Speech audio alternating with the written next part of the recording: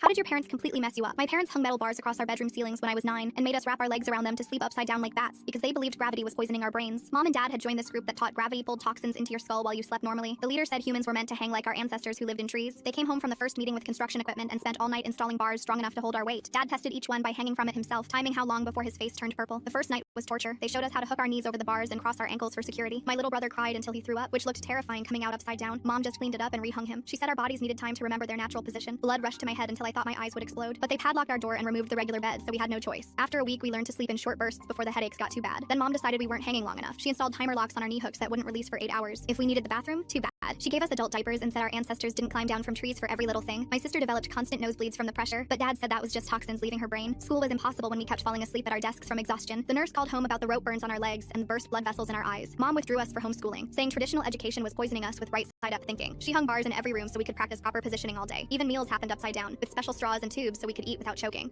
I tried sleeping on the floor one night, but Dad had installed motion sensors. Alarms screamed until they found me and rehung me with zip ties instead of the timer locks as punishment. The ties cut off circulation and my feet turned blue. They only cut me down when I started convulsing. Mom said I was having a gravity detox seizure and hung me right back up with looser ties. My brother figured out he could unhook one leg at a time and rotate to prevent the worst pain, but Mom caught him and decided he needed stronger treatment. She ordered special boots that locked onto the bars and couldn't be removed without a key. The boots were so heavy they stretched our knee joints backwards. He screamed for hours until his voice gave out. Then they got boots for all of us. The group leader visited to check our progress and said we weren't inverting young enough. He had a newborn daughter who'd been hanging since birth and never experienced gravity poisoning. Mom got pregnant immediately just to prove she could raise a properly inverted baby. She hung upside down her entire pregnancy. When my new sister was born, they hung a tiny bar in her crib with special harnesses. She never learned to crawl normally, just swung bar to bar like they wanted. Then I found Dad's laptop open to the group's private forum. The leader was selling our progress photos to medical fetish sites. Hundreds of pictures of us hanging unconscious, bleeding, crying. Members paid extra for video of our detox seizures. The leader used the money to build a compound where families could live fully inverted. Dad had already put down a deposit. I printed everything and hid it inside my gravity boot. But before I could use it, Mom announced we were moving to the compound next week. She'd sold our house to prove commitment. The new place had no regular floors, just bars at different heights. Bathrooms were holes in the ceiling. Kitchen appliances hung upside down. She showed us proudly like it was paradise. That night, I cut through my bootstraps with a stolen knife. My legs were so deformed I couldn't stand normally, but I crawled to my sister's room. She was only 6, but helped me cut the others free. We made it to the front door before Dad heard us. He came swinging across the ceiling bars like some nightmare acrobat, faster than we could crawl with our ruined legs. He grabbed my brother first, rehanging him by his ankles with rope. Then my older sister, using zip ties so tight she couldn't scream. My baby sister tried to swing away on her little arms, but Mom caught her and locked her into a special full-body harness. I made it outside, but my legs wouldn't hold me. I dragged myself across the lawn toward the street, leaving blood trails from where the boots had rubbed my skin raw. Then I heard Mom laughing behind me. "Sweetheart, you can't even walk anymore. Your body knows where it belongs." I looked back to see her and Dad standing normally, casually, like their legs worked fine, like they'd never hung upside down at all. Dad picked me up easily and carried me back inside. As he locked my new boots onto the bar, tighter than ever before, Mom said, "The leader's doctors are coming tomorrow to make the inversion permanent. Just a small surgery on your inner ear so you'll never want to be right side up again." Full story on the channel below.